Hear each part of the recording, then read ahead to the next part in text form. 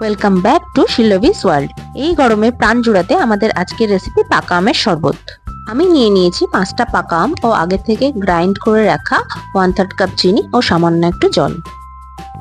প্রথমেই আমগুলোকে এভাবে কুচিয়ে নেব। তারপরে জুসারের মধ্যে এই কুচিয়ে রাখা আমগুলো দিয়ে জুসারের মুখটা ভালো করে টাইট করে বন্ধ করে দেব।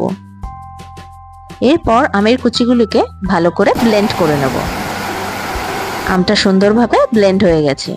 একটা জাগে ওই ব্লেন্ড করে রাখা আমটা দিয়ে দিলাম। তারপর সামান্য একটু জল অ্যাড করে ভালো করে মিক্সড করে দিলাম। এরপর যে পাউডার চিনিটা ছিল সেটা অ্যাড করে আমি ভালো করে আবার মিক্সড করে দিলাম। পাকা আমের শরবত একদম রেডি। এবার আমি গ্লাসে ঢেলে নিচ্ছি। ঢেলে অল্প কয়েকটা আমের কুচি দিয়ে পরিবেশন করলাম। ভিডিওটি ভালো লাগলে লাইক, কমেন্ট ও শেয়ার করে দেবেন। আর নতুন বন্ধুদের কাছে অনুরোধ রইল শিল্লবিস ওয়ার্ল্ডকে সাবস্ক্রাইব করে দেবেন। দেখা হবে পরের ভিডিওতে। ততক্ষণের জন্য টাটা।